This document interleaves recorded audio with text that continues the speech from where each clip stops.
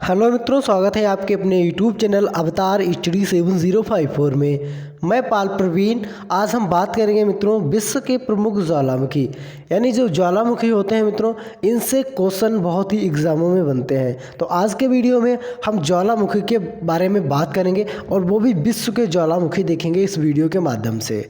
आइए मित्रों, शुरुआत करते हैं आज के क्वेश्चन के साथ।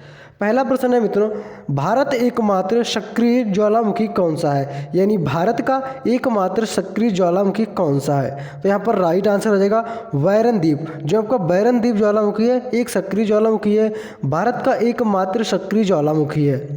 यह द्वीप लगभग 3 किलोमीटर में फैला है। यहाँ का ज्वालामुखी पहली बार 1787 में फटा था।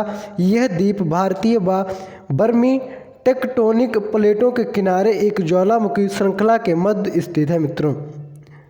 इसी के साथ बात करते हैं आगे। ज्वालामुखी कितने प्रकार के होते हैं मित्रों? टाइप्स ऑफ ज्वालामुखी, तो कितने प्रकार के होते हैं? आंसर है उदागर अवधि के अनुसार ज्वालामुखी 3 प्रकार के होते हैं। पहला तो सक्रिय ज्वालामुखी, प्रसुप्त ज्वालामुखी, और सी है आपका यानी तीसरा मृत या शांत ज्वालामुखी मित्रों। आइए जानते हैं इन ज्वालामुखी के बारे में।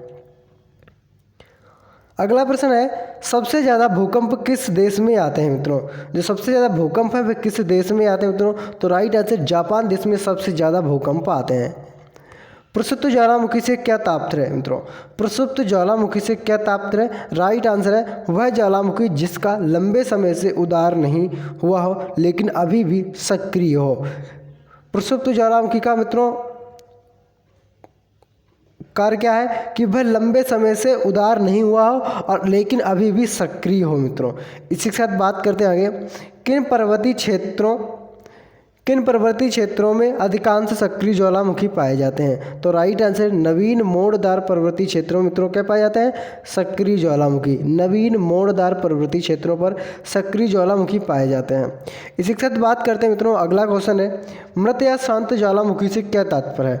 मृत या शांत ज्वालामुखी से क्या तात्पर्य है?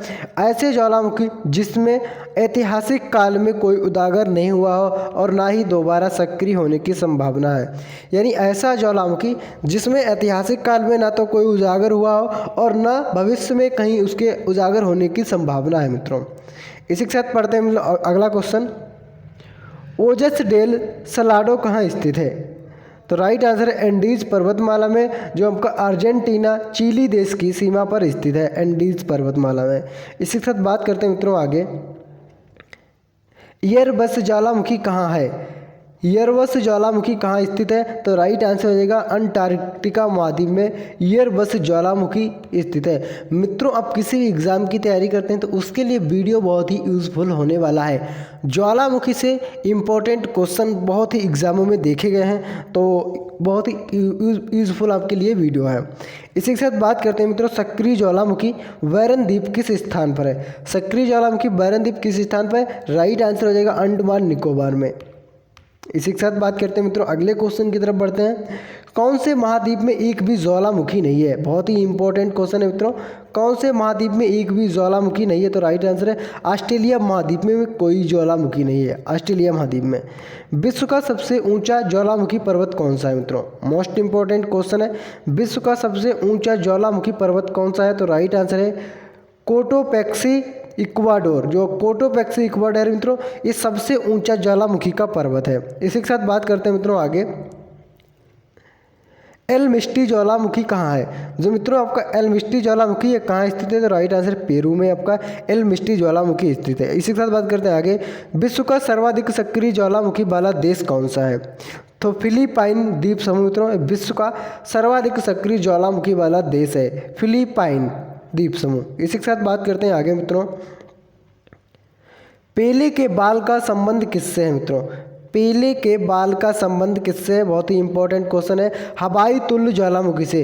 ये साथियों हवाई तुल्य ज्वालामुखी से संबंध है इसके पेले के बाल। अगला प्रश्न है, धरती के नीचे ज्वालामुखी के तरल पदार्थ को क्या कहते हैं? यानी धरती के नीचे ज्वालामुखी होता है, जब ज्वालामुखी फटता है उससे जो तरल पदार्थ निकलता है उसको मैग्मा कहते हैं मित्रों। क्या कहते हैं? मैग्मा। इसी के साथ बात करते हैं मित्रों आगे। ग्लेशियर का संबंध किससे है? जो ग्लेशियर है मित्रों, इसका संबंध किससे है? तो राइट आंसर है ग्लेशियर गर्म जल स्रोत होते हैं जिनका संबंध ज्वालामुखी क्रिया से होता है। ग्लेशियर गर्म जल स्रोत होते हैं, इनका संबंध किससे है? ज्वालामुखी क्रिया से। धुआंरे क्या होते हैं मित्रों? जो आपके धुआंरे होते हैं ये क्या होते हैं?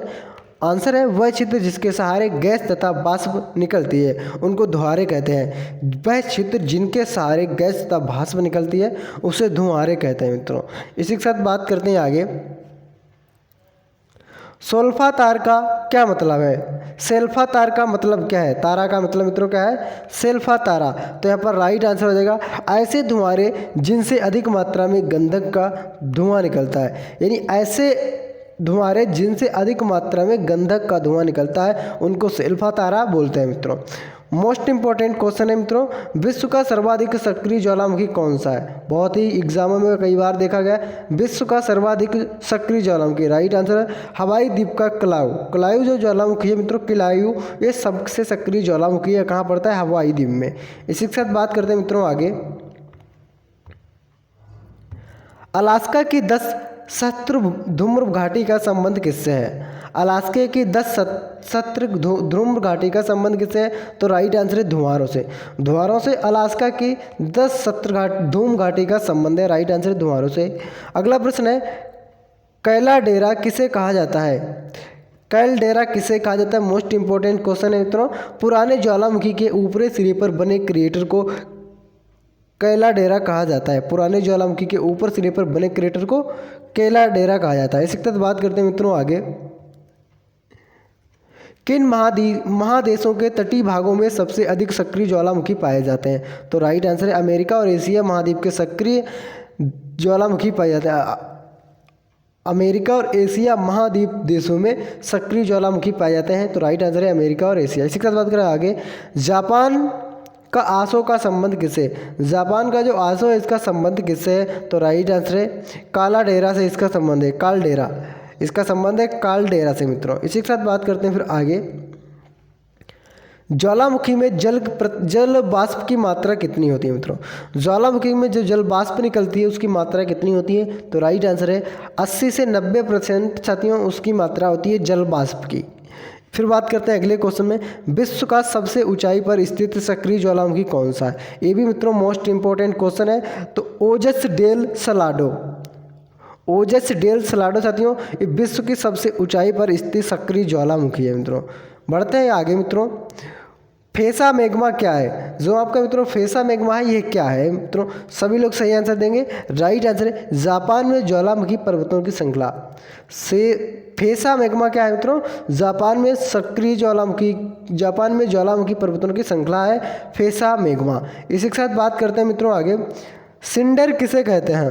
अगला प्रश्न है सिंडर किसे कहते हैं? राइट आंसर हो जाएगा हवा में उड़ा हुआ लावा जब ठंडा होकर छोटे ठोस टुकड़ों में बदल जाता है उसे सिंडर कहते हैं। सिंडर क्या होता है? उड़ा हुआ यानी हवा में उड़ा हुआ लावा जब ठंडा होकर छोटे छोटे टुकड़ों में बदल जाता है उसे सिंडर कहते हैं मित्रों। इसी के साथ बात करते हैं आगे मित्रों। संसार में सबसे ऊंचाई पर स्थित शांत ज्वालामुखी कौन सा है? संसार में सबसे ऊंचाई पर स्थित शांत ज्वालामुखी कौन सा है? तो राइट आंसर है एकांकगुआ, जो आपका एंडीज पर्वतमाला पर स्थित है। संसार का सबसे ऊंचाई पर स्थित है और शांत ज्वालामुखी है एकांकगुआ मित्रों ज्वालामुखी। स्थित कहाँ? एंडीज पर्वतमाला पर। इसी के साथ बात करते हैं मित्रों आगे। कालडेरा का अर्थ क्या है मित्रों? कालडेरा का अर्थ क्या है? राइट आंसर है इसका निर्माण क्रिएटर के धसाव या ज्वालामुखी के विस्फोट उद्दन से होता है मित्रों। इसी के साथ बढ़ते हैं मित्रों आगे। सक्रिय ज्वालामुखी अधिकांश कहाँ पाए जाते हैं? जो आपके सक्रिय ज्वालामुखी होते हैं मित्रों भाई अधिकांश कहाँ पाए जाते हैं? राइट आंसर है प्रशांत महासागर के तटीय भाग में सक्रिय ज्वालामुखी पाए जाते हैं मित्रों। इसी के साथ बात करते हैं आगे। किस ज्वालामुखी की आकृति गोभी के फूल के जैसी है?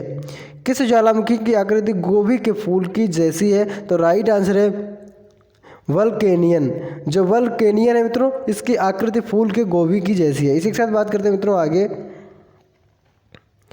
प्रकृति का सुरक्षा वल्व किसे कहा जाता है? प्रकृति का सुरक्षा बल्ब किसे कहा जाता है? तो राइट आंसर है ज्वालामुखी को। ज्वालामुखी को प्रकृति का सुरक्षा बल्ब कहा जाता है। इसी के साथ अगला क्वेश्चन है, धरती के ऊपर आने के बाद ज्वालामुखी तरल पदार्थ को क्या कहते हैं? तो राइट आंसर है लावा। धरती के ऊपर जब ज्वालामुखी से निकलता हुआ जो तरल पदार्थ होता है उसको लावा के रूप में जाना जाता है। इसके साथ बात करते हैं मित्रों आगे, वर्तमान में सक्रिय ज्वालामुखी की संख्या कितनी है? मित्रों वर्तमान में यानी प्रेजेंट टाइम में सक्रिय ज्वालामुखी की संख्या कितनी है? तो राइट आंसर है 500 से ज़्यादा सक्रिय ज्वालामुखी की संख्या है। इसी के साथ अगला प्रश्न है, अंडमान निकोबार का नारकोंडम द्वीप कौन सा ज्वालामुखी है? अंडमान निकोबार का नारकोंडम द्वीप कौन सा है? तो राइट आंसर है प्रसुप्त ज्वालामुखी।